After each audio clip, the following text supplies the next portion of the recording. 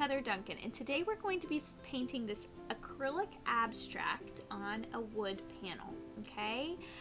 We're using Liquitex medium body acrylic paints, and we're just gonna have fun today with some pattern, with some overlapping, and yeah, just feel free to go where your mind takes you on this abstract, okay? I'll kind of lead you through it, but really, go where you want. For the materials, we're going to be using a wooden panel. Looks like this. They're pretty cheap from Michael's or Hobby Lobby. Some people call them a wooden postcard. This is not like a cradle board or anything major. This is just kind of, you can find this in the craft and hobby section of Michael's or Hobby Lobby. I'm going to be using acrylic, Liquitex acrylic paint. This is medium body, level 1 acrylic paint. And you could probably do this with craft paint too, but it might be a little bit thinner than the acrylic paint we're using, so you might need a couple coats. You're going to need something to use as a palette. I'm using a piece of styrofoam board. You could use a paper plate, you could use tinfoil, you could use wax paper, you could use styrofoam, you could use a real plate. Just make sure you wash it immediately afterwards, okay? And then I have a paper towel, a flat acrylic paintbrush, and a water well, a clean water well. Alright, to do our painting today, we're going to paint this is all about layering, okay? We're going to paint our initial layer with kind of 4 quadrants, and then we're just going to start layering patterns on top of these quadrants. Alright, super easy. It's all about layering, it's all about mixing color, and just kind of going with it. Go where you feel led, okay? It's kind of a process art for adults. Alright, let's get to it. Sorry, I thought I heard something. We're filming this in our home, so sometimes, dog, kids, things can happen. But to start, I'm going to make sure I'm in frame here with everything. I'm going to move that over there. I'm going to pull some of my paints out onto maybe a little bit more than that there. I'm going to pull my paints out onto my palette so that I have everything loaded. Now the reason why I pull my paints out onto my palette is I do this so that I'm not going and contaminating my paints. Okay, I want to have pretty good little palette going here. And I'm not really washing between everything because I'm just picking the paint up. I'm not kind of getting it in my bristles. Oops. Usually kind of need a little bit more white because I use that with a lot of colors. To start, we're going to mix a peach. Now I already have a little bit of white on my brush, and that's okay. So I'm going to bring some pink down. I'm going to bring quite a bit of this yellow down. Okay, and I'm going for a peach color. Now as you can see, this is still a little orange, so I need more pink. Maybe a little bit more pink. It's coming there. There you are. And I might even get just a tinge of white into the mix. Yes, and then sometimes your brush gets kind of clumped up. Just kind of clean it off like that. Alright, ooh, that looks like a good pink. Alright, or peach actually. What I'm going to do is I'm going to start with this top quadrant, and I'm just going to paint just a nice good layer of peach onto this top quadrant of my wood panel.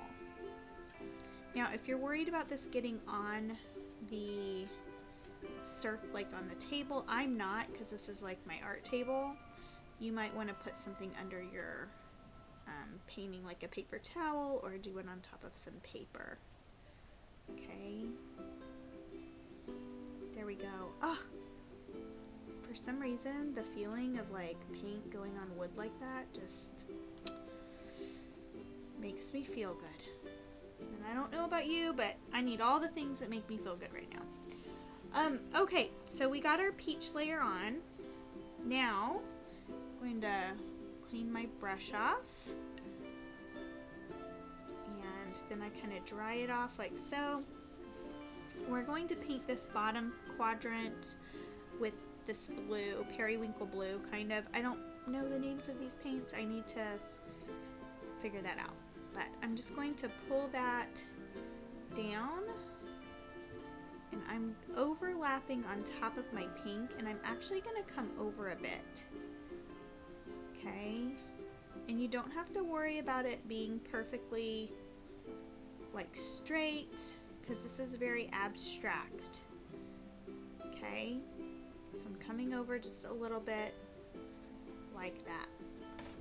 Okay, so there's my periwinkle blue. I'm gonna clean my brush.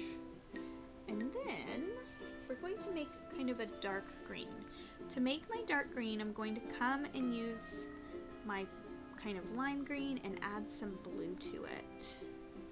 It makes kind of a dark green. And I'm gonna paint this bottom quadrant this dark green.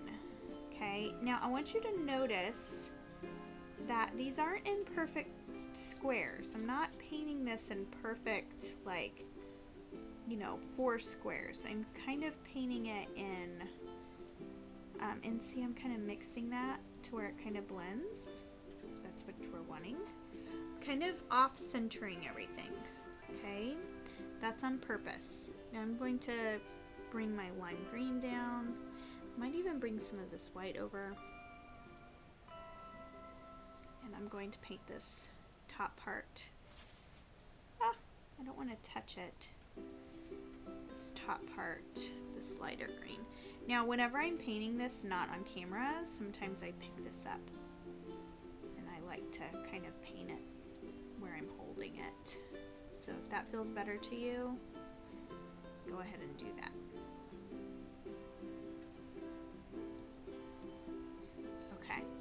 There we go. So we're all smoothed out, and I might kind of come in here and smooth this a bit. Like that. Okay. Alright, I'm going to clean off my brush. And for my first layer, I'm going to do a dark layer. Okay. And for my first layer, I'm just going to use this straight up like teal blue here. And I'm going to do long, skinny lines.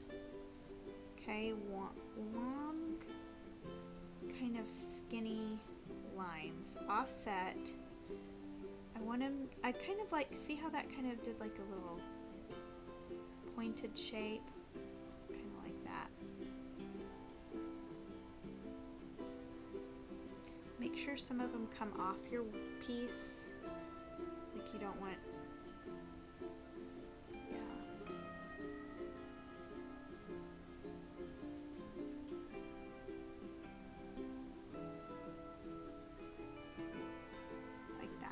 good. That's a great first layer. Actually, it's a second layer, right? Because that background is our first layer. One more. Okay, perfect. Okay, now I'm going to mix some white with just a tint of pink. I want a really light pink here. Okay, just a really, really light pink. Like that. And I'm going to do kind of larger swaths. I don't know what you want to call them.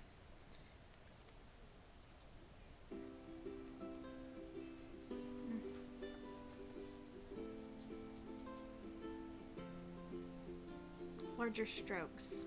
That's what I was trying to say, guys. Sometimes the words just, they leave me. I don't know where they go. But they go away. And it's okay if I'm mixing my colors. It's really not that big of a deal. Kind of mix those in. Right here. I'm just kind of finding empty places on my palette here, or my composition, to put that. I feel like there needs to be one right here. And I can paint over some of this.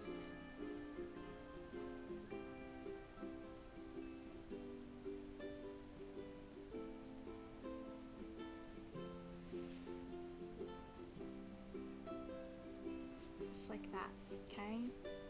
There. And then now I'm going to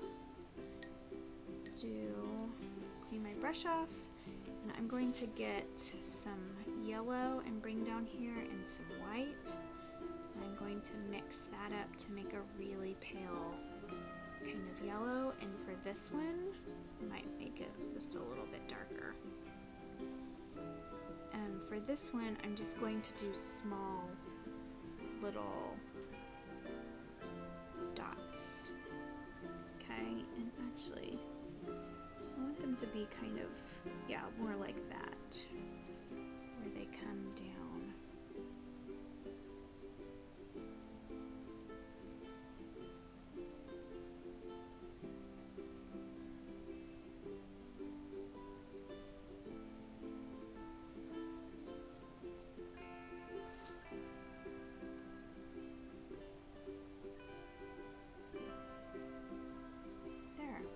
See?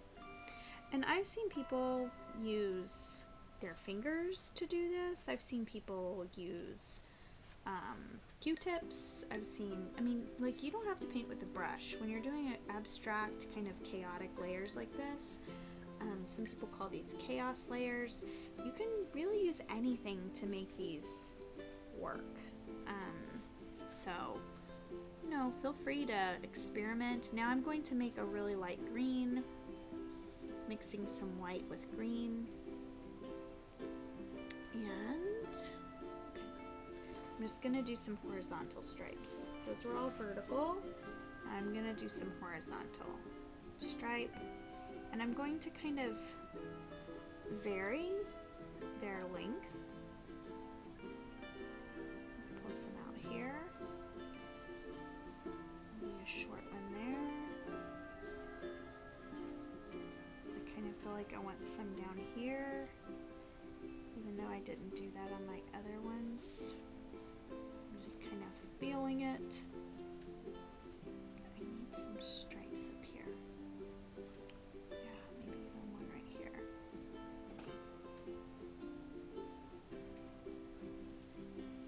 There. Awesome. I think that's it. That's it. We're done. Now, if you really, really liked this and you're like, I want this, you know, I want to frame this or whatever, let me give you some ideas. First of all, you can spray this with like a sealer. Here, it actually goes like that. You could spray this with like a sealer or a varnish. You could also mount this in a shadow box, would be really pretty if you had a shadow box, and I've even seen people kind of hot glue like a couple layers of cardboard so it pops off the shadow box just a bit. It's kind of a pretty look. So you could do a lot of fun things with this. You could also hang it. I've seen people like hot glue a little ribbon and hang it somewhere where it's special. Once it dries, you might even think about writing like a scripture or a saying or something of encouragement.